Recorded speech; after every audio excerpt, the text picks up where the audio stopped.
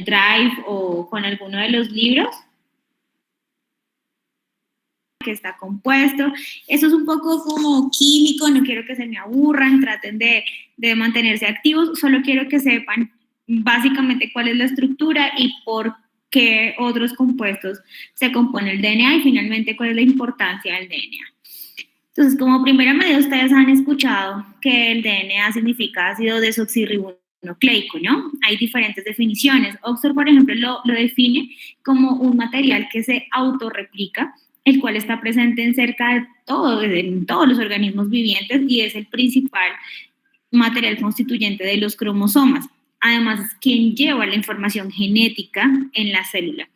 Otra definición que también hace parte de Oxford es la que menciona que lleva las características y el material fundamental, especialmente cuando esto no puede ser como cambiado, es decir, es un material... Profe, qué pena interrumpirle. No, tranquilo. Es que creo que un compañero no ha podido ingresar. Entonces, para que lo admitan. A ver.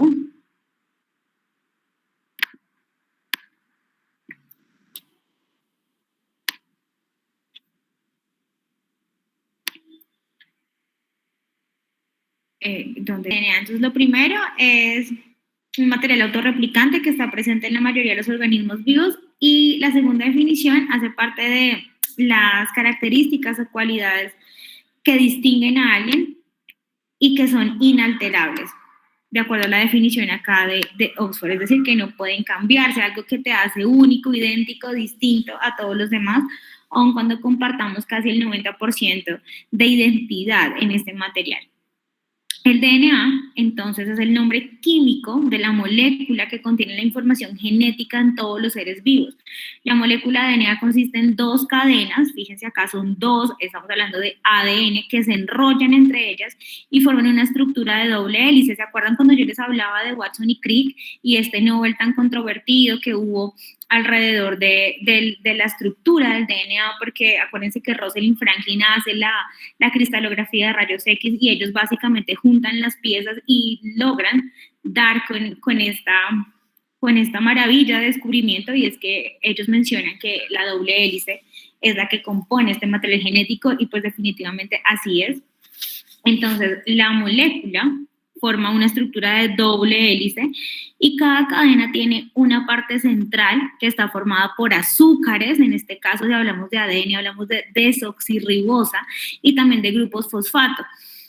A su vez, digamos que ahí enganchadito a cada azúcar tiene que haber una de las 4 bases, en este caso son adenina, citosina, guanina y timina.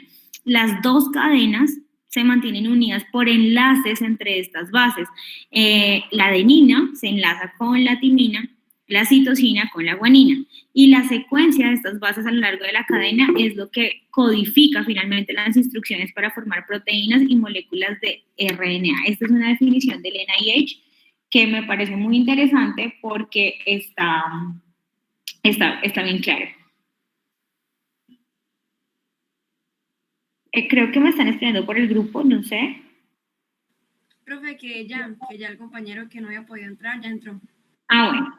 Listo, chicos. Acuérdense que conmigo pueden sentirse en la libertad de interrumpirme. Lo importante es que todos estén atentos, que todos traten de prestar atención. Yo sé que es una hora complicada, pero este tema es bastante bonito y aunque es muy químico, les va a ayudar a entender por qué va en doble y por qué la otra de RNA va simple. Bueno, existe un dogma central en la biología molecular. En un principio se pensaba que del DNA había un proceso de transcripción a RNA, luego un proceso de traducción y proteína. Esto fue una propuesta inicial de Crick en 1970 y hasta hace poco se pensaba que básicamente el dogma era un proceso lineal que no podía ser alterado de DNA, RNA y proteína.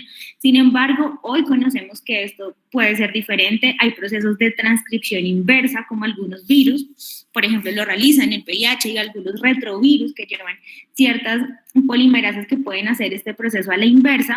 Entonces, no necesariamente DNA vamos a RNA, sino que a través de la retrotranscripción podemos tener a partir de RNA, DNA.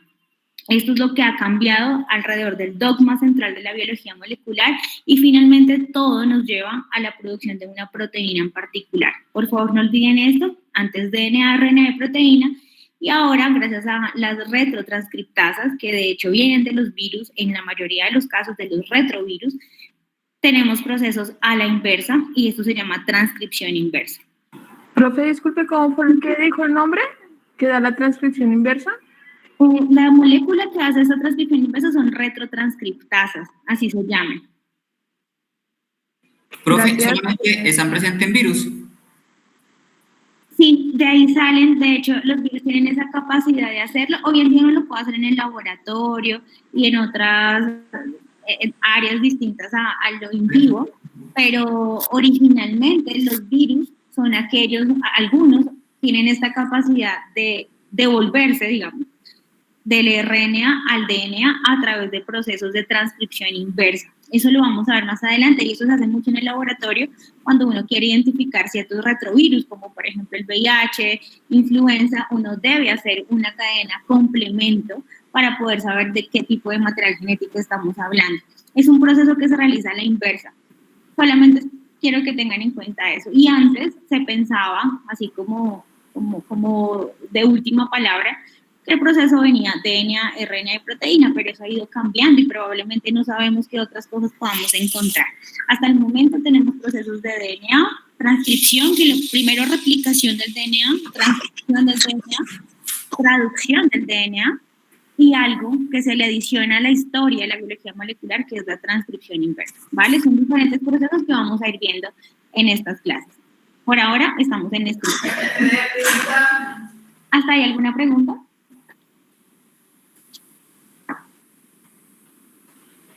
No, ¿verdad? No, señora. No, profe.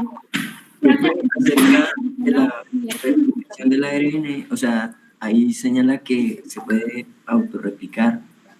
Sí, claro, el RNA lo puede hacer, hay unas moléculas muy pequeñas que funcionan como primers específicos y que arrancan el inicio de la transcripción a través de este RNA y finalmente llegan al DNA. ¿Por qué? Porque necesariamente hay que replicarse, transcribirse y traducirse. Entonces ellos hacen como un paso adicional, se devuelven y vuelven a empezar. El material genético es impresionantemente conservador en sus características y evolutivamente el RNA, aunque se degrada más fácil, es más inestable, muta rápidamente, mantiene de cierto modo estas características de los virus y evolutivamente ellos han desarrollado muchos mecanismos que les permiten sobrevivir. Uno de esos mecanismos es esta transcripción inversa. No se me confundan ahí, tranquilos, eso solamente es para que vean el dogma central de la biología molecular, ¿vale? Bueno, voy a continuar. Entonces, el DNA está compuesto por unidades que se llaman nucleótidos. Todo esto es un nucleótido, que a su vez se forma por 3 grandes grupos de otras moléculas. En este caso, una base nitrogenada, un azúcar pentosa y un grupo fosfato. ¿Listo? Quiero que esta estructura de 3 componentes la tengan muy clara. Una molécula de azúcar de 5 carbonos, una base nitrogenada y un grupo fosfato. Así se observan las bases, los nucleótidos, del DNA, que a su vez también se dividen en 2 grupos. Uno son los grupos de las pirimidinas, donde está la citosina y la timina, y el otro de las purinas, donde tenemos adenina y guanina, ¿vale? Eso no se les puede olvidar. El DNA se une a través de esos enlaces fosfodiéster que se generan precisamente por este grupo fosfato que va después del azúcar. Entonces contiene 3 grandes unidades, vuelvo y les repito, azúcares, una unidad o un nucleótido y una unidad de grupo fosfato también acá al final. O sea, son 3 estructuras, 1, 2, 3, igual, 1, 2, 3. Y se unen acá a su vez a través de enlaces de hidrógeno, de puentes de hidrógeno, entre estas bases. Ya lo vamos a ver en detalle. Hay nucleócidos y hay nucleótidos. Los ácidos nucleicos son estos polímeros y estas piezas elementales, que son las unidades que se repiten, las unidades que nosotros repetimos son los nucleótidos, los cuales se forman por la unión de sustancias heterogéneas que se enlazan siempre de una forma determinada. Estas sustancias que entran a formar parte de los nucleótidos son las bases nitrogenadas, pentosas y ácido fosfórico. Dentro de las bases nitrogenadas, que es el primer componente, estos son compuestos heterocíclicos, ustedes lo vieron en química, yo creo que en el colegio le enseñan a uno un poco de estos compuestos heterocíclicos con átomos de hidrógeno en el anillo y tienen características básicas. Las bases presentes en estos nucleótidos son de dos tipos y se derivan de la purina o de la pirimidina, por eso el nombre de los dos grandes grupos. Entonces, hay heterociclos de 9 puntos, en este caso las purinas, y hay heterociclos de 6 puntos, que son las pirimidinas. Esa es la gran diferencia, 9 puntos o 6 puntos. Las bases púricas, en este caso, se derivan del núcleo de la purina. En los ácidos nucleicos, las bases púricas más abundantes son la adenina y la guanina. Y las pirimídicas, que se derivan de este núcleo de la pirimidina, las más abundantes son la citosina, la timina y el uracilo. El uracilo, ¿por qué? Porque está presente en el RNA, no en el DNA. Ojo con esa diferencia. En el DNA no tenemos uracilo, en el RNA sí. Pirimidinas y purinas. Recuerden, las purinas siempre compuestas de 9 puntos, acá ven muy bien la estructura. ¿Se acuerdan que uno enumera esto de acuerdo a una nomenclatura internacional? No es necesario que se la aprendan la nomenclatura como uno va enumerando estos carbonos. Finalmente, lo que me interesa que sepan es que existen purinas y pirimidinas que hacen parte de la estructura del DNA y que tienen mucha importancia porque se unen de una manera muy particular entre ellas. Y esta unión y esta particularidad tan estrecha y estos puentes de hidrógeno tan fuertes hacen que el DNA sea una estructura muy sólida y difícil de romper, y por eso la interacción con otras proteínas para toda su replicación, ¿vale? Profe, qué pena. Digamos lo que son adenina y la timina o con uracilo siempre van a tener solamente un doble enlace de puente de hidrógeno, y en cambio citosina y guanina siempre van a tener 3, o eso puede llegar a variar. No, siempre van a tener 3, ya lo vamos a ver, por eso la estructura de los anillos es muy importante, porque la guanina con la citosina siempre se va a unir a través de 3 puentes de hidrógeno, ya lo vamos a ver acá yo doy un poquito pequeño, la guanina y la citosina siempre tiene 3 por la estructura, y la adenina y la timina es un poco más débil, entre comillas, a través del enlace de 2 puentes de hidrógeno. Siempre va a ser así, no hay forma que la guanina y la citosina tengan solo 2, ¿vale? Ok, listo, profe. Profe, una pregunta. Sí, señora. Es que, digamos, yo leí que también los enlaces fosfodiéster se pueden unir a las pentosa fosfato. ¿Sí? Sí, están acá. Estas son las unidades fosfato que están aquí al final. Recuerden que son 3. Digamos que lo que compone el nucleótido, que es esto, son 3 cositas. Una, un grupo fosfato, una molécula de azúcar y una base nitrogenada. Estamos apenas en las bases nitrogenadas. Ya sabemos que además estas bases nitrogenadas se dividen en 2, pueden ser pirimidinas o pueden ser purinas. Dentro de las purinas tenemos adenina y guanina, y dentro de las pirimidinas citosina y timina. O sea, solo 4 letras y nos están haciendo la conservación de todo nuestro material genético. Había alguien que hace poco mencionaba que probablemente el DNA esté compuesto de otras sustancias y que quizás no sea solo adenina, timina, citosina y guanina, son solo 4 letras, imagínense, las que componen el material genético, sino que probablemente podríamos estar hablando de otras moléculas que interaccionan, y bueno, toda una controversia no se ha consolidado, está apenas como en estudio, alguien lo mencionó, pero no sabemos. La evidencia puede ser cambiante, recuerden que estos son procesos muy dinámicos, y por ahora pues tenemos estas 4 bases, o sea, hasta ahí es donde la historia nos ha permitido identificar, y hasta ahí hemos trabajado muy bien. Yo no sé qué tan cierto sea aquello de los otros componentes. Hasta ahí las bases nitrogenadas. Luego, las pentosas, en este caso son el otro componente, son monosacáridos de 5 carbonos que adquieren estas estructuras heterocíclicas. Estas estructuras se llaman tipo furano o beta-furanosas. ¿Por qué? Porque se esterifican del oxígeno del grupo carbonilo con el hidróxido del último carbono asimétrico de la molécula. No se preocupen, no necesito que se aprendan esta forma en la que se esterifica acá el oxígeno y tampoco cómo interactúa con el último carbón de la molécula.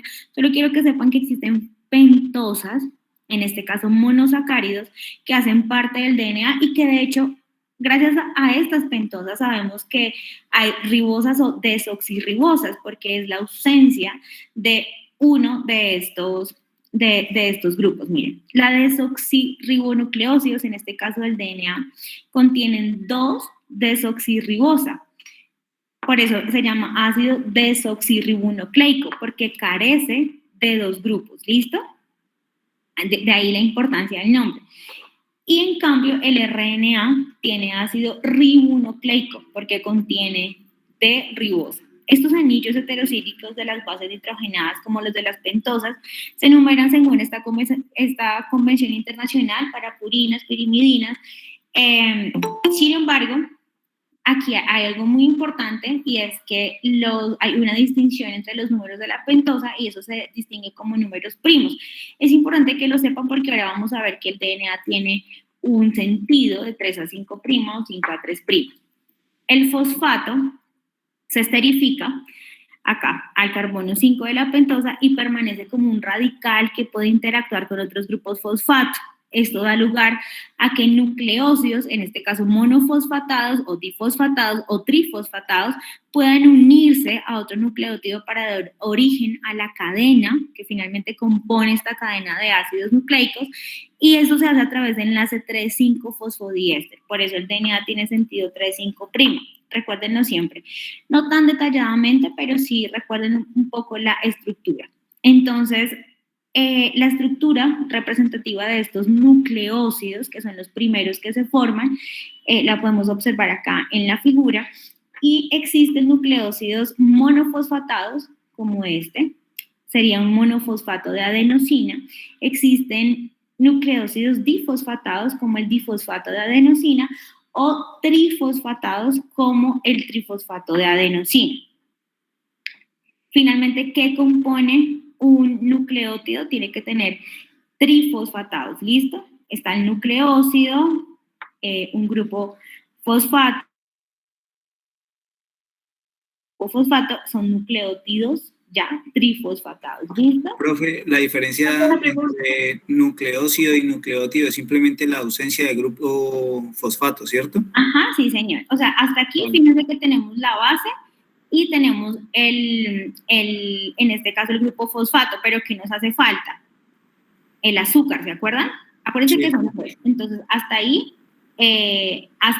no tenemos uno de los componentes y por eso se llama nucleósido, ¿vale? Vale, profe.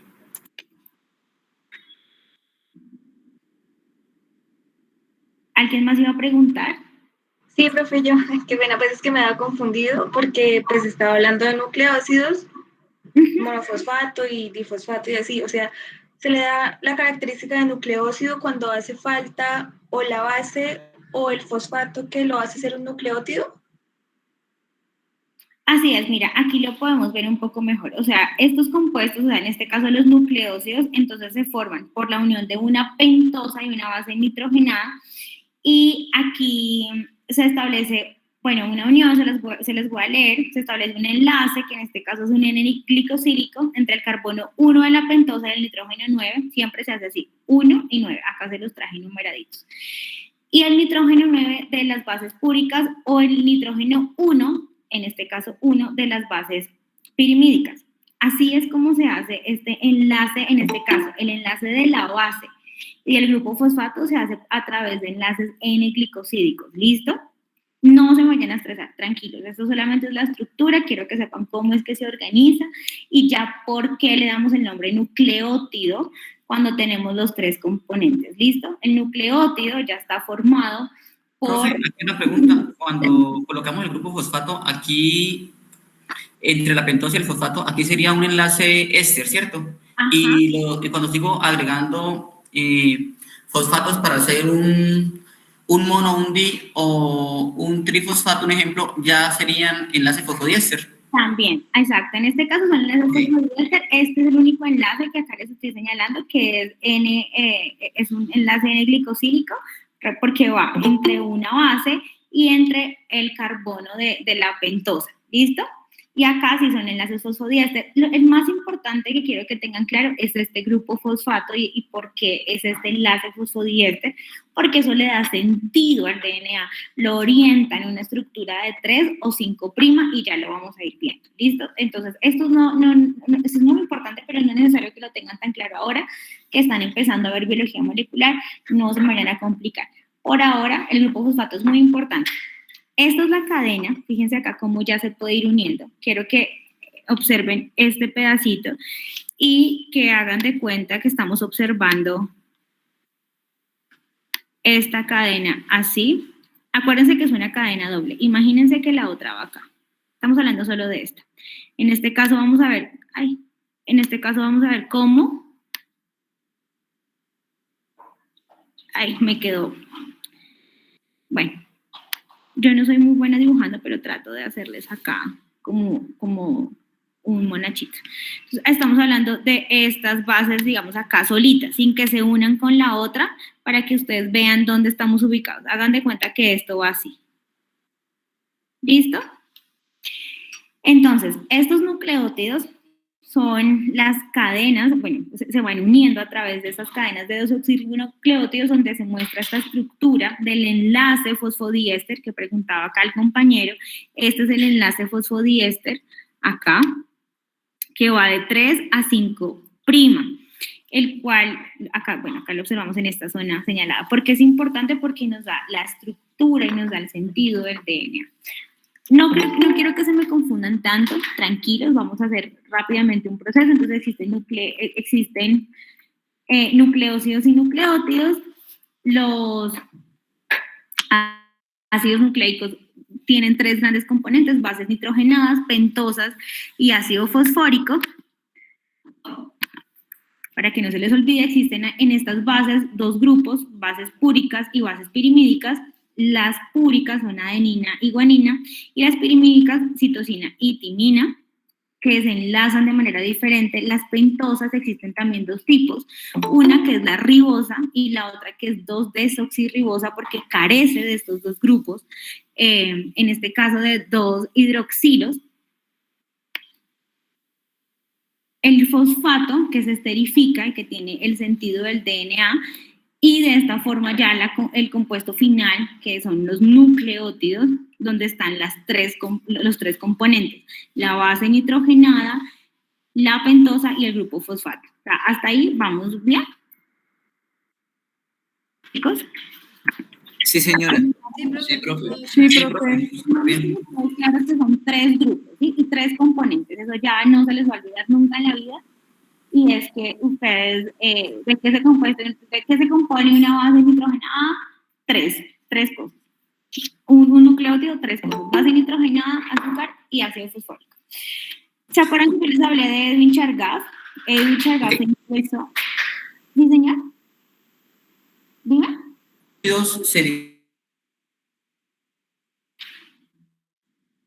Hola.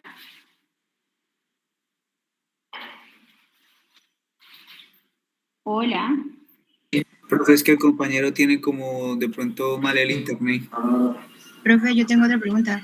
Es como una cosa que tengo entendido, pero no sé si está bien. Cuando hablamos de la desoxirribosa, es porque usted dice que pues le falta los 2 grupos hidroxilos, pero ¿es específicamente el oxígeno de esos hidroxilos o como tal el grupo completo? Porque yo tenía entendido que se perdía el oxígeno. Se pierden los oxígenos. Ajá. Ok, listo. Acá se pierden los oxígenos. Mira, acá lo vamos a ver. Aquí lo vamos a ver mejor. De hecho, esta grafiquita lo muestra bien. Acá tenemos la ribosa. Acuérdense que son 5, ¿no? Ribosa. Estos son pentosas de 5. Y fíjate que en la posición 2, que es esta, fíjate que no está este grupo hidroxilo. ¿Te das cuenta? ¿Lo ven todos? Sí, señora. Entonces, no, la nomenclatura internacional lo menciona como 2 porque es la posición 2 y aquí ya no encuentra nada, entonces desoxirribosa. Este es el azúcar que está presente en el ADN y este es el que está presente, la pentosa que está presente en el RNA o en el ARN. Yo siempre lo hago en inglés, no sé por qué, RNA, DNA, me van a escuchar todo el tiempo. Entonces, esta es la diferencia entre estos dos, solo este grupo hidroxilo en la posición 2. A mí me acaba de dar una duda con la explicación que acaba de dar. Ahí no se cubre el espacio del OH con un solo hidrógeno, porque igual no puede quedar el carbono con 3 enlaces, tiene que llenar los 4 enlaces, ¿no? Sí, pero no hay un oxígeno, por eso es desoxi. O sea, sí, a lo que me refiero es que igual sí hay una molécula de hidrógeno en ese punto. Sí, Sí. profe, esto se supone que ahí pues sí la hay, o sea, lo que pasa es que de pronto no la representan ahí directamente en la imagen, sino que sale, o sea, la dejan ahí mismo como si fuera un CH, por decirlo así. Sí, por Entonces eso no sacan ahí. cuando uno dibuja, pues no necesariamente tiene que colocar el nombre a todo, esto es como un esquema, pero lo importante es que en esta posición, en este caso de la pentosa, justo en la posición 2, carece de este oxígeno y por eso es 2-desoxirribosa, ¿vale? Quiero que eso les quede muy claro, porque acá se los voy a anotar para que nunca se les olvide, porque la desoxirribosa está presente en el DNA y la ribosa, esta pentosa, está presente en el RNA. Algo muy importante para que ustedes lo tengan en cuenta siempre, ¿vale? ¿Y cuál es la diferencia? Que justo acá en esta posición 2 de la pentosa no hay este grupo hidroxilo. Lo que dice el compañero es verdad, probablemente así, acá está el hidrógeno, pero no está representado porque tiene que estar ahí como unido con algo, es lo que me preguntaba la compañera. Lo que pasa es que carece del oxígeno, entonces por eso es 2-desoxirribosa, ¿vale? Desoxi, no existe el oxígeno. Hasta ahí les queda claro, ya les expliqué la estructura del nucleótido, base nitrogenada, grupo fosfato y una pentosa. En este caso, los 3 componentes del nucleótido serían estos. Recuerden que yo les hablé de Chargaff. Chargaff es un investigador que se interesó en el estudio de estos ácidos nucleicos y él lo que hace es que a través de técnicas cromatográficas analiza el DNA de varios tipos celulares y logra establecer algo muy importante, y es que la cantidad de adeninas era similar a la de timina. ¿Se acuerdan que lo hace a través de gradientes y hace una relación y cuenta cuántas adeninas y cuántas timinas hay? Y también establece que la relación entre las guaninas y las citosinas es exactamente igual. Por eso él propone algo y tiene una hipótesis en ese momento, y es que en el DNA existe la misma cantidad de bases púricas y pirimídicas, es decir, la misma cantidad de purinas sería la misma cantidad de pirimidinas. Esto se dio a conocer en 1951. Y de aquí surge algo muy importante, que son las leyes de equivalencia de las bases nitrogenadas, o las leyes de Chargaff también se llaman. Chargaff observa que la composición de esas bases nitrogenadas varía entre las especies. ¿Por qué creen ustedes que esto varía entre las especies? Pero se mantiene constante dentro de cada especie. Fíjense en las observaciones que él hacía en esta época. Independientemente de la edad o del estado nutricional, las observaciones eran exactamente iguales, las bases nitrogenadas eran las mismas y no se veían alteradas ni por la edad ni por el estado nutricional. Entonces, ¿qué hace Chargaff? Él coloca de manifiesto que existe complementariedad entre estas bases púricas y pirimídicas y la posibilidad de una estructura de doble hélice para el DNA. Chargaff está antes de Watson y Crick. Recuerden que Watson y Crick llegó acá en 1953 con el Nobel de la controversia, pero Chargaff aportó muchísimo para que ellos dos lograran establecer esta estructura. Aquí vemos... Profe, qué pena. ¿Será que es que el compañero lleva harto tiempo esperando y no ha podido entrar? Claro,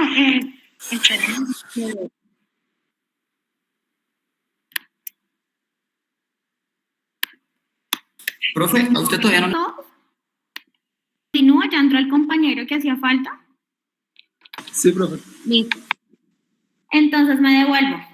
Compañero que no habías llegado. Y vamos en la composición de nucleótidos. Tus compañeros te actualizan más tarde, o si quieres puedes leer en uno de los libros, pero básicamente necesito que sepas que existen 3 componentes en los nucleótidos: bases nitrogenadas, grupo fosfato, que ya lo vimos, y pentosas.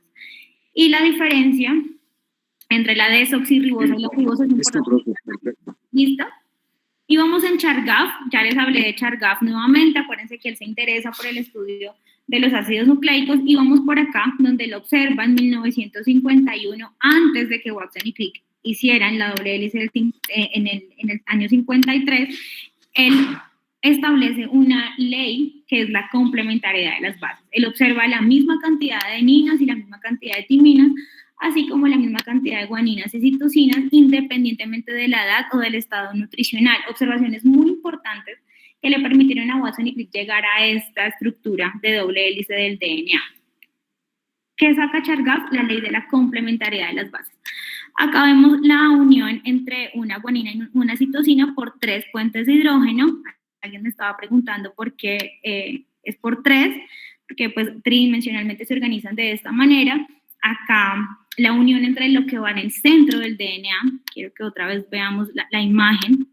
Acuérdense que de este lado tenemos los enlaces fosfodiéster, acá está el azúcar y el grupo fosfato, y esto me da un sentido de 3 a 5', pero acá adentro, donde está la base, tenemos adeninas, citosinas, guaninas, timinas, y esta unión que va acá dentro se compone, si estamos hablando de guanina y citosina, de 3 enlaces de puentes de hidrógeno, y si hablamos de adenina y timina, de 2. Normalmente estos enlaces son un poco más débiles, pero son difíciles de romper. O sea, para uno poder romper una cadena de DNA y poder separar la doble hélice de DNA necesita de mucha energía o calor para poder retirar estos puentes de hidrógeno. Profe, qué pena. Es que yo vi en la lectura del libro que además de los puentes de hidrógeno están las fuerzas de Van der Waals y las interacciones hidrófobas, las cuales ayudan a estabilizar la estructura de doble hélice. Así es. También existen otros medios de adhesión. En este caso, como estamos estructuralmente hablando, es importante que sepan por ahora eso, pero sí tiene más interacciones que mantienen este DNA junto. Las hidrófobas son la del superplegamiento, ¿no? Ahorita las vamos a ver, sí, porque el DNA se superenrolla o se desenrolla de acuerdo al proceso que esté haciendo en ese momento. Y no existe solamente esta estructura que conocemos del DNA y que ya la tenemos en nuestra cabeza y que la conseguimos desde el principio. Existen otras estructuras y a través de otras fuerzas, plegamientos distintos que le dan funciones diferentes, ¿vale? Retomo entonces acá en Chargaff, donde desde el 51 propone que el número de residuos de adenina y de timina son exactamente los mismos entre ellos y que el mismo número de residuos de guanina y citosina son exactamente los mismos entre ellos, y además es una observación muy importante porque lo hace en diferentes especies y cuantifica, él observa, cuantifica esto y hace una relación entre ellos. Así es como se unen. Fíjense que acá vemos también la distancia, en este caso 2.85 Armstrong, no es necesario que eso se lo aprendan, 2.90 Armstrong, pero sí los 3 puentes de hidrógeno entre la guanina y la citosina y los 2 entre la timina y la adenina. Brevemente les voy a describir algunas características que distinguen el DNA de RNA. En cuanto a la pentosa, recuerden que el RNA tiene beta de ribosa o simplemente ribosa, no es necesario que se me compliquen. Y el DNA tiene desoxirribosa, ya vimos por qué, la ausencia del oxígeno en la posición 2 de la pentosa. Tiene bases, en este caso en el RNA tenemos adenina, guanina, citosina y uracilo. El RNA no tiene timina. Todas en la misma proporción, bueno, en distinta proporción de acuerdo a cómo se vayan organizando, porque el RNA no tiene complementariedad. En cambio, en el DNA existe adenina, guanina, citosina y timina. La proporción en este caso es idéntica, la de adenina con timina, y también es idéntica la proporción de guanina con citosina. Los RNA son monocatenarios. Fíjense acá la cadena. Profe, una pregunta. ¿El ARN no es complementario por lo que solamente es una sola hebra? Exacto, no tiene complemento, está solito. Miren, Okay. El RNA es más o menos así, que acuérdense que es en lo que yo trabajo y lo que más me gusta es el RNA, una hebra simple. y el DNA es una doble hebra, ¿vale? Una pregunta. O sea que la ley de complementariedad de bases es para solo el ADN, ¿cierto? Correcto, sí señor, porque el RNA está, digamos, acá solito, con sus bases, pero no tiene ningún complemento de este lado. Fíjense acá el dibujo está totalmente solo. No tiene... Profe, hay una duda. Ajá. El ARN solamente siempre va a estar en la presentación circular, ¿cierto? No. Pues debido a su superenrollamiento, o también lineal. No, el RNA está lineal, pero es que hay diferentes, hay muchos tipos de RNA. O sea, la configuración en este caso de RNA generalmente es lineal, pero hay un RNA que es este, de hecho, RNA-T, que tiene una estructura, que es un RNA de transferencia, también lo vamos a ver, tiene una estructura de una hoja de trébol, tiene una estructura como más o menos así. Es el único distinto que presenta como una estructura distinta a la del RNA, pero sigue siendo RNA. Es que me confundí con el ADN bacteriano. Ese sí es circular, qué pena. Es circular, exacto, pero ahorita vamos a mostrar una imagen del superenrollamiento del DNA en una bacteria y es diferente, pero sigue siendo DNA. Lo que pasa es que no está haciendo doble hélice, sino que está superenrollado de una manera distinta, que es circular, pero sigue siendo doble, solo que se enrolla de manera distinta. Ya lo vamos a ver. Entonces, en cuanto a la configuración... Profe, una pregunta, es que me surgió una duda. En una parte de la lectura menciona que los virus, pues es realmente inusual que estos tienen el ADN monocatenario. Sí, los virus, acuérdense que, bueno, eso no lo van a ver conmigo, pues ojalá más adelante me llamen para virología, me encantaría poderles dar virología, pero existen diferentes virus, unos de RNA, otros de DNA. Entonces, el material genético que compone los virus, de acuerdo a la clasificación también internacional, pueden ser virus compuestos de RNA o de DNA. El material genético en los virus puede ser cualquiera. ¿Listo? En nosotros, no. Nosotros necesariamente tenemos que tener DNA. Los virus sí pueden sobrevivir con el RNA solito. Profe, ahorita que estaban hablando de las formas digamos, del ADN y ARN, ¿en el ADN mitocondrial también es circular? ¿O es el superenrollamiento que se genera en el ADN de la mitocondria que lo hace ver así? No, el DNA también el DNA siempre va a estar así, doble. Lo que pasa es que toma formas distintas, ya lo vamos a ver también el DNA mitocondrial, pero siempre que hablemos de DNA vamos a tener complementariedad en las bases, así esté superenrollado, no superenrollado, así esté en la parte de la eucromatina o heterocromatina, siempre va a estar doble, ¿listo? Siempre, o sea, el DNA no va a estar solito así, no. Va a estar doble. Lo que pasa es que toma estructuras diferentes, de acuerdo al momento en el que se vaya haciendo el ciclo celular, en el momento en que se necesite replicar alguna proteína o se inicie un proceso de transcripción.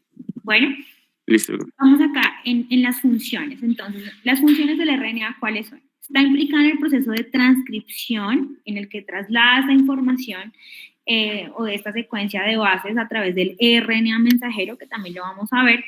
El RNA mensajero es un intermediario y, como su nombre lo indica, lleva el mensaje para que la información contenida en él sea traducida en los ribosomas. Luego, la traducción se realiza a través de RNAs de transferencia y también en el RNA ribosomal del citoplasma.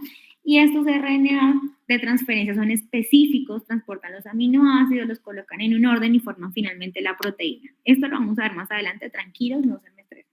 Y la función del DNA es que la información que está contenida en él genera lo que nosotros requerimos para la formación de aminoácidos, en qué orden deben unirse para producir cierta proteína en particular y si está codificada o no por un gen. ¿Listo? Nosotros tenemos acá genes en el DNA. ¿Y qué es un gen? Un gen simplemente es un fragmento de DNA que contiene la información para la síntesis de cierta cadena polipeptídica. Acá puedo tener un gen en esta región, acá puedo tener otro gen o acá otro gen. Simplemente son regiones muy particulares en el DNA que contienen información específica de ciertas proteínas que necesita la célula en determinado momento, ¿vale? Vamos a hablar de la estructura secundaria del DNA y de la doble hélice, lo que ustedes venían preguntando. Watson y Crick ya tenían esta hipótesis de la doble hélice y la lograron manifestar pero lo hicieron a través, bueno, de diferentes experimentos, y en este caso les voy a hablar de otras estructuras cuando existe deshidratación, por ejemplo, y cuando uno somete el DNA a otras presiones, la estructura que puede tener. En estos procesos de deshidratación... ¿Profe? Sí, señor. Ahí también puede cambiar lo de la concentración de la sal, ¿cierto? Por los iones. Ajá, sí, claro. Por ejemplo, acá la hidratación de estos cristales y acá el contenido de las sales modifica esta laxitud o esta forma de la doble hélice, y por eso se originan diferentes formas que están catalogadas como la forma de la A a la E. Algunas tienen formas levógiras o dextrógiras. Esa es la forma tridimensional que uno le da de acuerdo a cómo gire. Si está alrededor de las manecillas del reloj, es levógira, y si está al contrario, dextrógira, ¿vale? Estos procesos de deshidratación originan, en este caso, la forma A del DNA. La forma B se representa a través de un proceso de deshidratación menor al 10%. Uno utiliza, en este caso, sodio para favorecer esta cristalización. Y de la forma C al E se obtienen por otros procesos en presencia de algunos metales y con niveles intermedios de deshidratación. Las características estructurales que se describen en los diferentes libros generalmente están en la forma beta del DNA, por lo que esta configuración es la más común y es la referente o la gold estándar para compararla con las demás. ¿Por qué? Porque biológicamente, aunque existen estas formas de DNA distintas, no son tan frecuentes y no están presentes, al menos no en el DNA que nosotros utilizamos para codificar proteína y del genoma que hablamos todo el tiempo, y por eso no son tan relevantes, entre comillas, pero no significa que no existan. Bueno, hay estructuras secundarias. ¿Qué es la estructura secundaria? Simplemente es esta disposición espacial de la doble hélice en estas dos cadenas de polinucleótidos que se enfrentan y que están unidas acá a través de puentes de hidrógeno. En este caso son antiparalelas, son complementarias. ¿Antiparalelas qué significa? Si alguien lo leyó. Antiparalelas es la secuencia de 5 a 3. Que van en sentidos distintos. Muy bien. Cuando la helicasa se rompe para el proceso de replicación del ADN. ¿Por qué son antiparalelas? Porque fíjense', que esta está en 5', termina en 5', pero esta cadena, la azul, inicia en 3'. Eso es antiparalelo. Profe, y la otra, eso era una pregunta que yo le iba a hacer conforme a lo que usted había dicho. Usted dijo que el ADN siempre iba en dirección de 3', 5', pero yo dije, si una va, o sea, si son antiparalelas, ahí uno cómo sabe cuál es la dirección. O sea, cada cadena va a ir en dirección de 3', 5'. No, sí existe una dirección, porque resulta que lo vamos a ver mañana cuando veamos replicación, y es que hay un orden. O sea, acá tenemos el DNA, perdón, no hay que dibujar mal. Acá tenemos el DNA y resulta que las polimerasas leen en un sentido, en el sentido A3, 5'. Entonces, si hay un orden, porque existe un orden en el cual inicia un gen, acá hay algo que se llama, lo vamos a ver mañana, pero hay iniciadores y demás, y esto te da la dirección para que uno sintetice el gen, digamos, en dirección, me voy a inventar, hacia acá. Si yo codifico el gen al contrario, probablemente no me salga la misma proteína que quiero codificar. Entonces, sí existe direccionalidad al momento de replicar, al momento de transcribir y también de traducir esta información. Pero por ahora, esto que significa de veras antiparalelas, sí es lo que mencionan los compañeros, y el sentido es 3', 5', lo vamos a ver mañana por el sentido que le dan las polimerasas, ¿vale? Ok, o sea, cuando tú decías lo de la dirección te referías era en el proceso de replicación, claro. Y pues, sí, así es como van lo de las polimerasas, de 3 a 5'. Exacto, de hecho, así muchas personas y muchos científicos dicen es el sentido de la vida, porque todo se hace a través en ese sentido. Lo vamos a ver mañana. Entonces, muy bien, saben que son hebras antiparalelas, son complementarias, están estabilizadas por puentes de hidrógeno, ya lo vimos, entre las bases nitrogenadas, se enrollan en una espiral a través de un eje, en este caso un eje imaginario, imagínense que esto va acá como a la mitad. El esqueleto, el azúcar se encuentra hacia afuera, imagínense que acá está el azúcar de este lado, y esto es lo que le permite la unión en este sentido. ¿Se acuerdan que había alguien que se llama Lenovo, que él pensaba que los azúcares estaban al interior. Fue una observación importante, pero muy desafortunada en ese momento, porque no pudo explicar finalmente su hipótesis y pues fue refutada. Gira en un sentido dextrógiro, es decir, como las manecillas del reloj, más o menos se compone de 10 pares de nucleótidos por vuelta, o sea, le caben acá 10 pares y el diámetro es de 2 nanómetros. En cuanto a la estructura secundaria y la doble hélice, se conocen dos tipos de estructura, la forma beta o B, A y Z, ¿vale? La forma B, que es la que describe Watson y Crick, es esta doble hélice dextrógira que todos conocemos, con las bases complementarias situadas en estos planos horizontales, de manera que el eje de esta molécula atraviesa estos planos en su centro, y esta es la forma más corriente del DNA, que la vemos todo el tiempo en todos los dibujos de los libros de biología, bioquímica o de biología molecular. La forma A también es dextrógira, pero las bases complementarias se encuentran en otros planos. O sea, fíjense que hay una inclinación, como si acá hubiese un eje ya no central, sino un eje que atraviesa el DNA de esta manera. Esta forma aparece cuando se deseca. No se han encontrado estas formas en condiciones fisiológicas. Es más ancha y más corta que la beta y contiene alrededor de 11 pares por vuelta. La forma Z es levógira y tiene un enrollamiento irregular que se provoca por una configuración en zigzag. Por eso le colocaron ese nombre, por el zigzag. Esta estructura aparece en regiones de DNA donde hay una alteración de muchas citocinas y guaninas. De hecho, esto puede aparecer, quienes vayan a ver o ya estuvieron en el tema de epigenética. Dentro del tema de epigenética hay algo muy importante que se llama metilación, donde estas regiones están metiladas, y podríamos observar la aparición de estas formas. Esta forma Z constituye señales para que estas proteínas reguladoras de la expresión del mensaje genético estén presentes. Es más larga y más estrecha que la forma beta y contiene alrededor de 12. Son algunas de las características, tampoco necesito que se las aprendan todos, solo que existen 3 formas de DNA, cada una, en este caso la A y la B hacia la derecha, pero la Z hacia la izquierda. La distancia en Armstrong no es tan relevante, pues a algunos les cabe más o menos pares de bases por bucle. Y aquí un resumen de la forma A, B y Z del DNA. Recuerden que la forma B es la más común, dextrógira, 3.4 nanómetros por vuelta y más o menos 10 nucleótidos por cada bucle. Acá. Profe, ¿hay alguna consecuencia en que uno sea levógiro y el otro dextrógiro o no? No, es solo como la composición y la estructura como un fallo en su funcionalidad o alguna consecuencia grave para la célula, no, ninguna. Ok. Solo es la conformación estructural. Bueno, acá vemos la A, la B y la C. Ajá. Perdón, profe, por interrumpir, pero el ADN A y la Z se puede estar en las células de uno. No, recuerden que acá lo mencioné, hay unos que no se han encontrado en condiciones fisiológicas. Por ejemplo, esta forma A no se ha encontrado en formas fisiológicas. Los demás es posible que sí se encuentren, pero bajo presiones o condiciones muy particulares. Bueno, no es común. Deshidratación sería como una condición.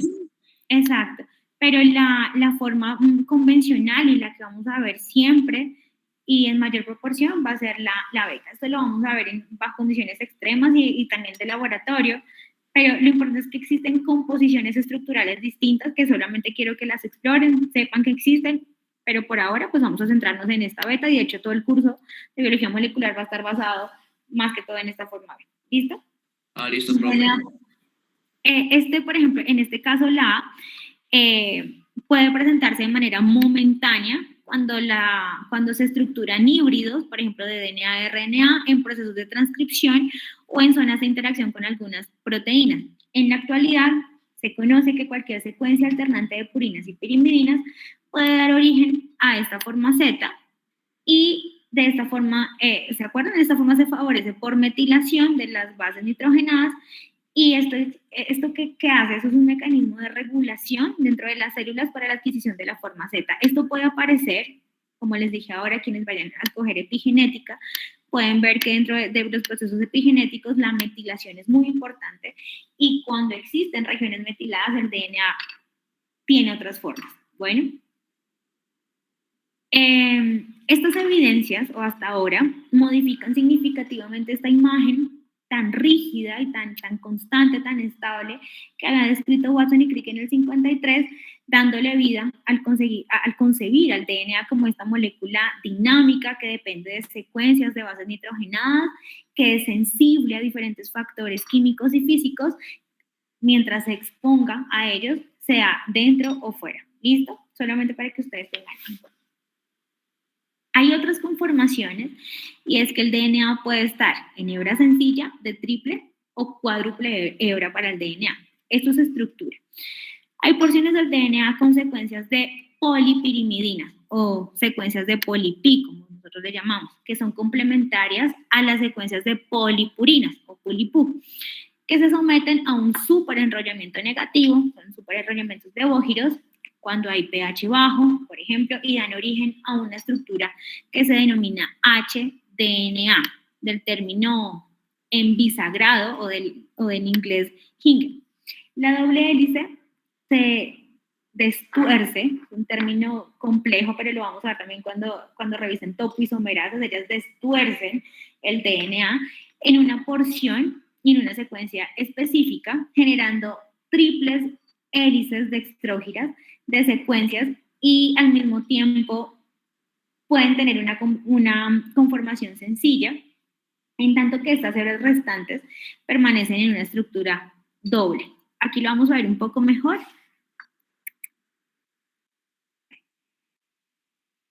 Profe, yo tengo una pregunta.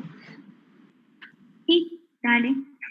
Pero digamos, estas triple hebras o digamos este ADN, ¿qué función tiene en el cuerpo o por qué se da ese tipo de ADN triple hebra?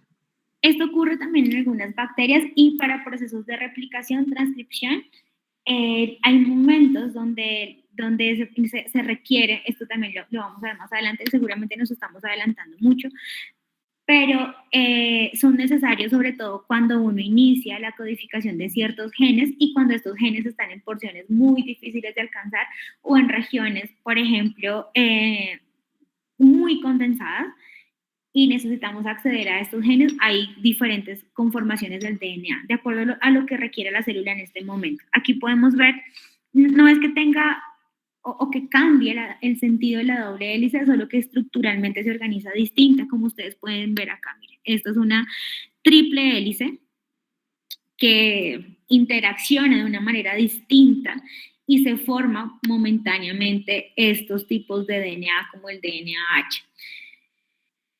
Por ejemplo, mira, acá vamos a hablar de un ejemplo. En las regiones teloméricas... Profe, disculpe una pregunta. De la anterior diapositiva, las interacciones especiales que usted menciona, ¿tienen algún nombre? Porque pues detallando un poco más la imagen, en lo que es la parte libre de la cadena, pues creo que se llama sencilla. No hay no se presentan los puentes de hidrógeno. Entonces, ¿qué tipo en la parte central? Ajá. O sea, donde se ve todo libre. Ah, bueno, porque es que aquí se está separando. Aquí se está separando. Recuerden que estos procesos momentáneos y estas configuraciones del DNA, ¿te refieres a este segmento donde no hay la unión? ¿Sí? Sí, señora. Ok, esto significa una separación. Cuando no están dibujados de esta manera es porque está alguna molécula interactuando, una licasa o algo que hace que se abra este DNA, porque no va a estar, mira, por ejemplo aquí no está unido, ¿te das cuenta? Hay como espacios donde no hay unión entre estas dos hebras y otros donde conformacionalmente van a tener como doble puente de hidrógeno entre ellas, acá como si fueran 3 hebras, pero en realidad sigue siendo esta y esta la principal, pero acá hay otra hebra de DNA que está unida a esta y no a esta. ¿Te das cuenta? Sí, señora. Muchas gracias. Profe, digamos, la primera pregunta, en ese caso también actuarían, digamos, las proteínas SSB que mantiene como los puentes separados. Sí, las proteínas SSB son proteínas muy pequeñas, vamos a verlas también cuando veamos replicación.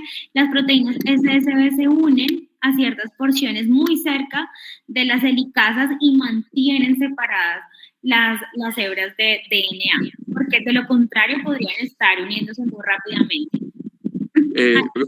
Y la segunda es esto, es que yo tenía entendido que las SSB actúan en el proceso de replicación, o sea, ahí se llevaría en el ciclo celular cuando se están replicando ese tipo de formación.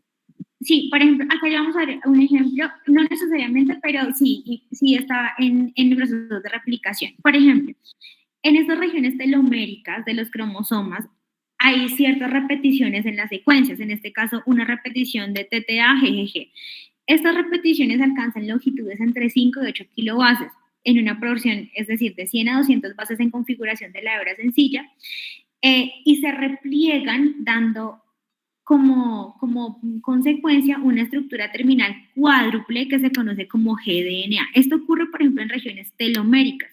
¿Alguno de ustedes ha visto qué es una región telomérica y qué significan los cromosomas, estas regiones terminales del cromosoma? Profe, los telómeros, lo que tengo entendido es que son como uno dice, los tapones de los cromosomas.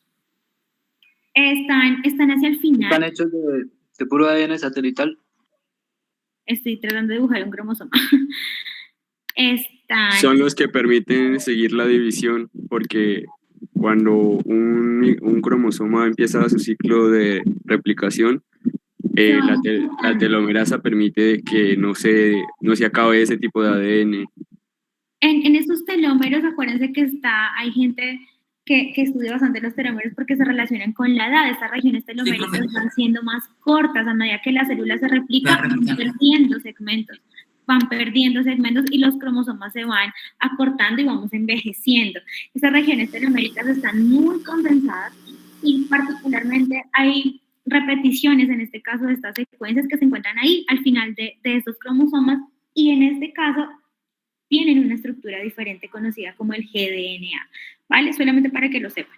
En este caso, acá observamos en la imagen la conformación cuádruple de esta hebra, es la adquisición de esta figura G para la replicación de bases consenso de una región telomérica. Profe, también la parte telomérica tiene que ver mucho con la muerte programada celular, ¿no? Exacto, claro que sí, y con procesos de apoptosis y demás. Sí, los telómeros son muy importantes, pero se agrupan de manera distinta. Y algunos quieren como intentar trabajar en las regiones teloméricas para evitar el envejecimiento, procesos longevos o procesos que ya tienen que ver con propios de la edad y diferentes enfermedades relacionadas con la edad. Las repeticiones de esas secuencias en este caso se agregan por un grupo de enzimas que son las telomerasas durante la replicación, y esto es un mecanismo que garantiza que no se pierda la información de las últimas bases, porque estas regiones ya son como las últimas del cromosoma. Por eso la presencia de estas secuencias se asocian con la regulación de tasas replicativas y también se ha relacionado con la proliferación de células tumorales. Aquí vemos otra vez las formas, entonces, doble, triple, G triple o G cuádruple que podría tener el DNA, cómo se estarían agrupando estructuralmente, pero no por eso dejan de ser DNA, ¿listo? La más simple, que es la doble, que bajo esta vamos a seguir trabajando todo el curso, pero no olviden que existen otras formas del DNA. Miren el DNA circular, lo que preguntaba el compañero, esta conformación es característica de un DNA plasmídico. Los DNA plasmídicos los utilizamos en las bacterias, los plásmidos los hacemos todo el tiempo, los plásmidos nos permiten clonar y utilizamos todo el tiempo DNA plasmídico circular que viene en este caso de procariotas o de bacterias, de algunos virus y de algunos organelos intracelulares, como por ejemplo las mitocondrias y los cloroplastos. Ahí se encuentra el DNA circular. Esto es una representación esquemática de las posibles conformaciones de este DNA circular. En este caso tenemos una doble hélice dextrógira. En el B, una DNA circular con la porción superior en conformación de la doble hélice dextrógira, pero en la parte inferior, fíjense que ya está levógira. Y en la figura C, un DNA circular con porciones alternadas de tanto sentido levógiro como estrógiro. Este es el superenrollamiento del DNA en una bacteria. En E. coli así se observa el DNA superenrollado. En bacterias, dobles hélices, pero de manera circular. Para quien estaba preguntando hace un rato cómo era el DNA circular. ¿Hasta ahí tienen alguna pregunta de la estructura, de estas formas ocasionales del DNA distintas a las que ustedes tenían como en su cabeza? Profe, yo tenía una pregunta, ya de pronto se sale un poco del tema de la estructura, pero en el libro, en una parte del libro mencionan que, por ejemplo, el ADN que tiene 3 cadenas puede ser utilizado para fines terapéuticos. En ese sentido, ¿cómo en qué tratamiento se podría utilizar este ADN de 3 cadenas? ¿El de 3? Sí. Pero exactamente para qué, porque en terapia génica sí hay una forma en la que uno hace una hebra antisentido, en este caso de RNA solito, y a través de mecanismos que le permiten a uno direccionar este RNA, uno puede hacer terapia génica para diferentes enfermedades, como por ejemplo Huntington, una de las primeras en el mundo que tiene terapia génica, y es a través de RNA, pero a través de 3 hebras, pues probablemente sí exista algún mecanismo para hacerlo, pero no sé particularmente para qué enfermedad se esté utilizando el de 3 hebras. Profe, yo tengo una pregunta, digamos, ese superenrollamiento también en las bacterias y los virus está llevado por la enzima topoisomerasa. Sí, también los superenrollamientos no necesariamente están todos relacionados con las topoisomerasas. Ya vamos a ver, hay octámeros distonas, hay nucleosomas, y es lo que sigue a continuación, la cromática, y cómo se organizan estos nucleosomas y finalmente cómo se empaqueta este DNA y cómo se compacta. Ya lo vamos a ver acá en detalle. De hecho, ese es el tema que sigue. Realmente quería que vieran el tipo de estructura y ahora vamos a ver el empaquetamiento del DNA, lo que menciona el compañero. Porque recuerden que todo esto tiene que estar empaquetado y muy bien organizado en el núcleo.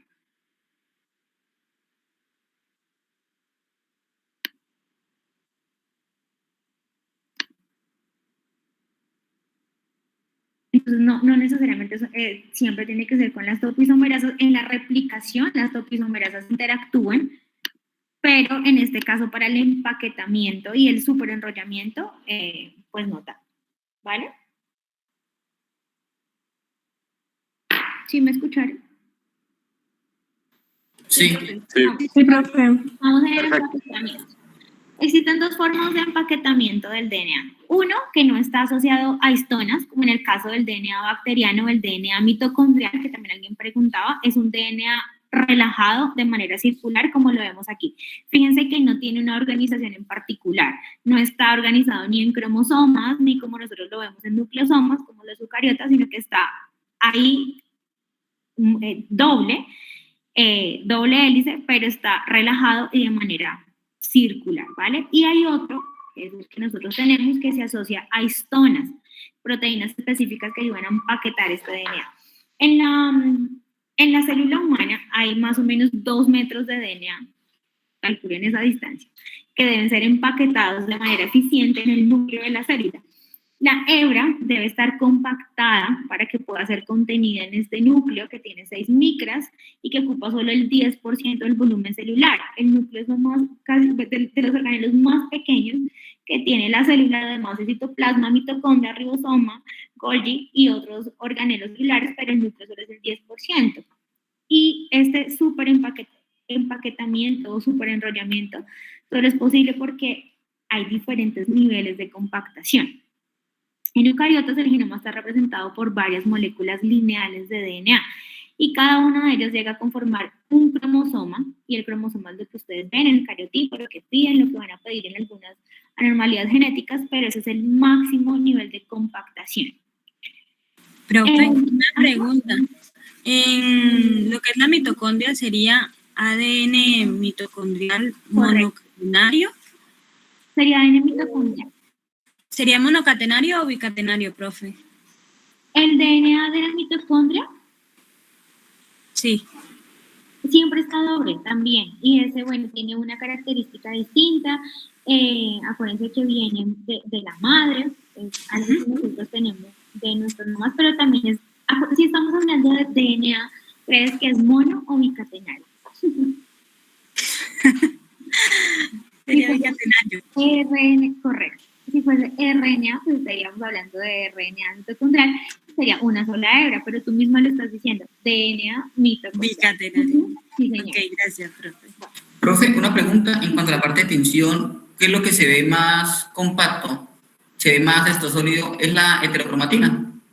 Sí, hay regiones que son más condensadas, en este caso la heterocromatina está muy junta, ya la vamos a ver, y la eucromatina está más relajada. Ok, profe, también en la parte del empaquetamiento, nosotros habíamos visto de que el ADN se enrollaba por medio de las histonas para formar el collar de perlas y después esos collares de perlas iban como aplastando, formando unos solenoides y la compactación de los solenoides daba lugar a la cromatina y eso era lo que como tal era la información que se guardaba en el cromosoma. ¿Es así? Sí, así es. Aquí miren que en esta imagen lo pueden observar un poco mejor. Acá tenemos el DNA normalito que ya conocimos, la forma B, la doble hélice se va cortando y se enrolla en estos octámeros de histonas, que ya lo vamos a ver, y esto genera finalmente collares de perlas, o sea, uno los puede ver en microscopios electrónicos, que se van a su vez súper enrollando, generando fibras de cromatina, que a su vez se súper enrollan formando cromosomas. Profe, estas serían histonas tipo 1, ¿cierto? Ya las vamos a ver, son 8 octámeros de histonas, acuérdense siempre, octámeros, son 8 tipos de histonas las que participan. Entonces, en eucariotas el DNA se halla de manera constante interactuando con proteínas y forma un complejo al que se le conoce como cromatina. Recuerden que... un segundo, chicos.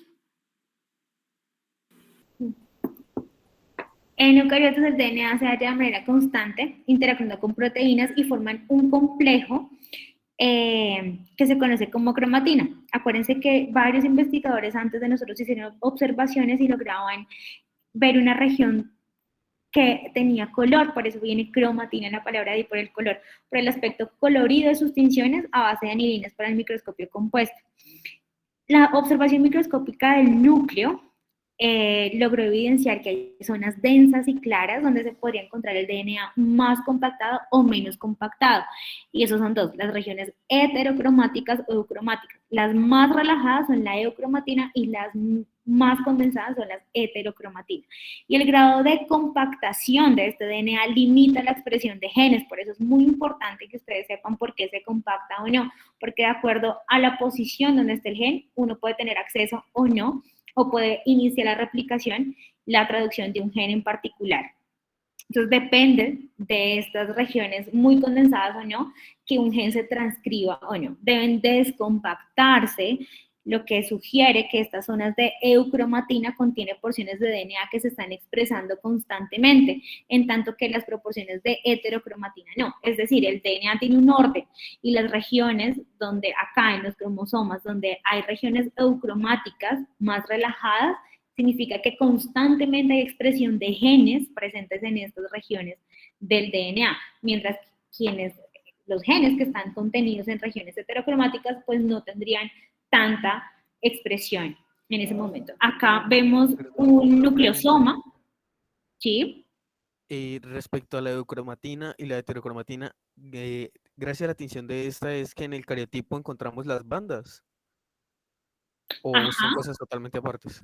En los cromosomas no, pues no necesariamente porque esos son como las posiciones que le da ya uno a la ubicación del gen en particular, pero que esté heterocromática o eucromática depende de la necesidad de la célula y depende de qué gen requiera expresar en ese momento. Algunos, por ejemplo, los que ya se hacen desde que uno está chiquitina hasta y que no va a volver a requerir, están en regiones heterocromáticas, en estas regiones muy densas porque son genes que no están constantemente expresándose. Otros, como los del ciclo celular y demás, P21, P27, están en regiones eucromáticas porque están en constante expresión génica. Pero las líneas o las bandas, tú mencionas, es más para la ubicación del gen en particular, ¿vale? Profe, qué pena, una pregunta. O sea que esa formación de heterocromatina, cuando esos genes que están ahí no son necesarios, como usted dio el ejemplo de cuando uno es pequeño o grande, eso es una forma, digamos, de control de la expresión La genética. expresión génica, ajá, sí, es una forma de control de la expresión génica, también ocurre en bacterias y también en eucariotas. Hay diferentes formas de controlar la expresión génica. Y las que están en estas regiones heterocromáticas son más difíciles de acceder porque desenrollar todo este DNA es un proceso que requiere y que tiene implicaciones con diferentes proteínas. Hasta ahí vamos bien, o sea, vamos en la forma en la que se va a superenrollar este DNA. ¿A través de qué? De dos mecanismos. Uno que depende de histonas y otro que no. En nuestro caso dependemos de las histonas.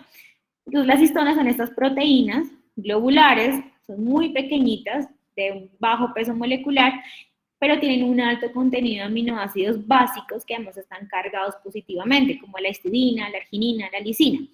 Las diferencias en este contenido de arginina, también como las diferencias en el peso molecular, generan diferencias en la distancia de la electroforesis. Entonces, una electroforesis es una herramienta también molecular que le permite a uno separar por peso diferentes tipos de proteínas o de DNA. Esos parámetros permitieron establecer 5 histonas diferentes, conocidas como H1, ¿por qué? Por el peso, 24 kilodalton, H2A, 14 kilodalton, H2B, porque pesan exactamente lo mismo, H3, 15 kilodalton y H4, 11 kilodalton. Son 8 histonas las que están implicadas y finalmente ellas lo que hacen es generar estos nucleosomas en el DNA. Acá las vemos, forman tetrámeros o dímeros de histonas. En este caso la H3 con la H4 forma un dímero y finalmente genera un tetrámero de histonas. La H2A con la H2B es un dímero y al final, cuando ya se juntan todas las histonas, hay un octámero de histonas que permite el superenrollamiento alrededor de este octámero. El DNA da una vuelta en este sentido y se superenrolla en este octámero. La cromatina, en este caso estamos viendo una imagen de unos nucleosomas acá abajo y acá de la cromatina. Se caracteriza precisamente por esos octámeros de histonas y estos histonas hay algunas que son más conservadas, otras no tanto, pero no significa nada este tipo de conservación, solo es como la característica propia. Acá vemos la circunferencia de estos nucleosomas y cómo el DNA finalmente se va enrollando alrededor. Aquí lo vemos mejor. Estos nucleosomas están separados entre sí casi por 60 pares de bases. La histona 1 es la que se coloca acá como al principio y acá hay 4 histonas hacia arriba, 4 histonas hacia abajo y a través de ellas se va plegando el DNA. Entonces, entre el nucleosoma y nucleosoma, porque son muchos, hay una molécula que es la H1 a lo largo de esta fibra que interactúa y que obliga a girar al DNA a través del mismo nucleosoma para que se pliegue sobre sí mismo y de esta forma genera una espiral solenoide, como lo decía el compañero, y luego un grupo de bucles de la espiral de solenoide se estructuran sobre otras proteínas fibrilares no histonas, determinando esta forma de los cromosomas. No necesito tampoco que se la aprendan, solo que sepan que existen nucleosomas, que existen octámeros de histonas y que a través de estas histonas que están entre el H1, H2, H3, H4, H2A y B, se superenrolla este DNA y se va generando este plegamiento. Esta es la compactación del DNA lineal. La imagen nos lo muestra desde lo más básico hasta la estructura más compacta. Acá tenemos el DNA de 2 nanómetros, acá la fibra de nucleosomas, acá separada por la molécula H1, la fibra solenoide, ya son diferentes nucleosomas, los bucles de ese solenoide, la espiral de los bucles y finalmente el cromosoma. Creo que acá en este video lo pueden ver un poco mejor. Me avisan si están escuchando el audio del video. Sí, profe. Sí, profe. In this animation, we'll see the remarkable way our DNA is tightly packed up to fit into the nucleus of every cell. The process starts with assembly of a nucleosome, which is formed when 8 separate histone protein subunits attach to the DNA molecule. The combined tight loop of DNA and protein is the nucleosome. Multiple nucleosomes are coiled together, and these then stack on top of each other. Ay, perdón, quería mencionarles, así es como se observaría un nucleosoma en tiempo real. Starts with assembly of a nucleosome, which is formed when 8 separate histone Ahí están protein las histonas. subunits attach to the DNA molecule. The combined moradas. tight loop of DNA and protein is the nucleosome. Multiple nucleosomes are coiled together, and these then stack on top of each other. The end result is a fiber of packed nucleosomes known as chromatin. This fiber, which at this point is condensed to a thickness of 30 nanometers, is then looped and further packaged using other proteins which are not shown here. This remarkable multiple folding allows 6 feet of DNA to fit into the nucleus of each cell in our body, an object so small that 10,000 nuclei could fit on the tip of a needle. The end result is that the DNA is tightly packed into the familiar structures we can see through a microscope, chromosomes.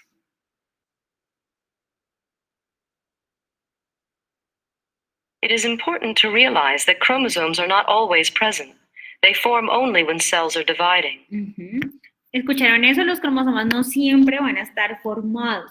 Los cromosomas solo se forman cuando la célula está dividiéndose. Bueno, o sea, no es que uno todo el tiempo esté observando el cromosoma ahí, no. Solamente en células de división.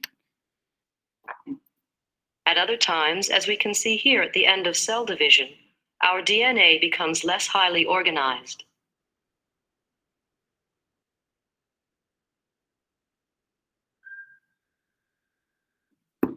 Creo que hasta ahí la organización de, perdón, el empaquetamiento del DNA. Y ahora les voy a mencionar la organización del genoma humano. Recuerden que existe un fragmento del DNA que codifica y que es codificante y otro que no.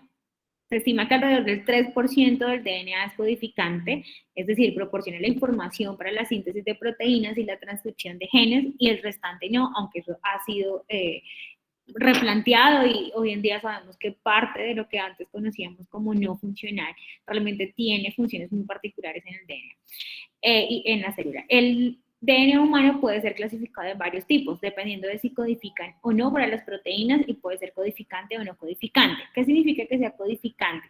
Son las secuencias de DNA que codifican particularmente para proteínas, y no codificante, una porción de DNA que no codifica. Son regiones intrónicas, regiones intergénicas, entre otros.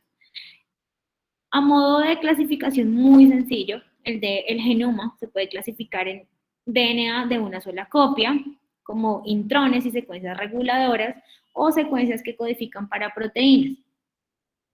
DNA de más de una copia, porque acuérdense que nosotros tenemos diferentes genes ubicados, con más de una copia, para que lo entiendan así. Los que tienen más de una copia pueden tener secuencias funcionales dispersas o en tándem. Acá tenemos superfamilias génicas con idénticas o de alta homología, o dominios conservados o motivos cortos conservados, o simplemente familias génicas, o secuencias sin función conocida, como secuencias dispersas, transposones, pseudogenes, retrotransposones, o secuencias altamente repetidas en tándem, como los macrosatélites, los microsatélites o los minisatélites. Los microsatélites les puedo hablar particularmente después de parte de mi examen doctoral, regiones microsatelitales que se mantienen repitiendo constantemente en el genoma y que generan una predisposición para el cierto desarrollo de cánceres, como cáncer de colon, léanse Lynch, donde aparecen estas regiones microsatelitales, o DNA espacial. Es muy complejo entender todo el genoma humano. El 60% tiene una copia única, el 30% de los genes es moderadamente repetitivo y el 10% es altamente repetitivo. Entonces, hasta ahí creo que podríamos ver lo de la estructura, cómo se empaqueta este DNA y la importancia en la clasificación pues del genoma. ¿Hasta ahí tienen alguna pregunta, chicos?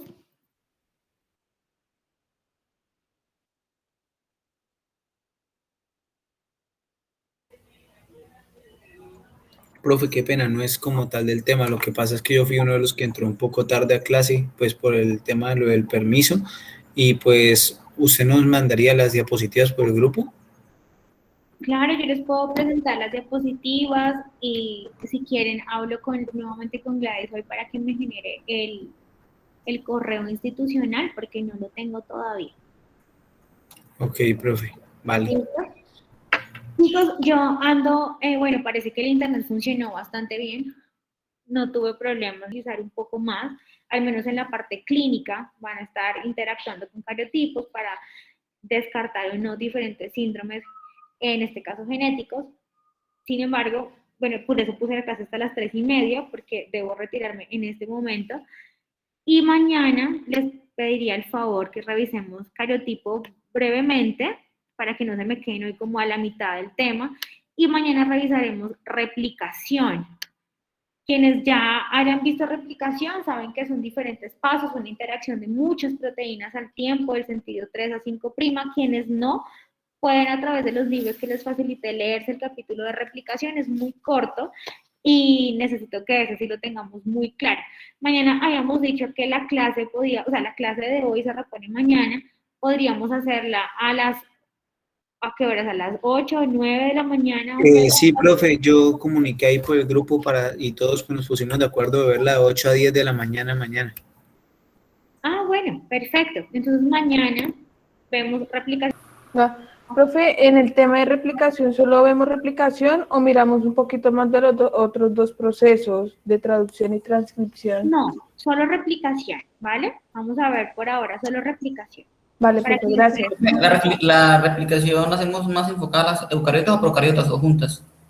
En este caso, trato de hacerlo inicialmente con procariotas por la complejidad, pero muchos de los procesos en procariotas se podrían homologar a lo que sucede en eucariotas, solo que en eucariotas son más moléculas, más proteínas y una interacción más compleja. Pero los modelos son basados en procariotas. Ok, sí. Profe, una pregunta. Acerca del cariotipo humano, también vamos a ver acerca de lo que es las delecciones de cuando hay enfermedades o síndromes. Sí, eso les puedo hablar mañana del cariotipo porque sé que ustedes lo van a utilizar más en la parte clínica.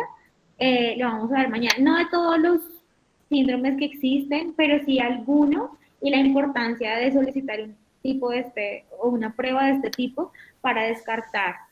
Bueno. Bueno, profe, gracias. No, a ustedes. Mañana vamos a ver replicación. Sí, solamente es replicación del DNA. Ahí se nos va una clase, es que es complejo. Pero no quiero que lo vean como algo traumático, sino quiero que lo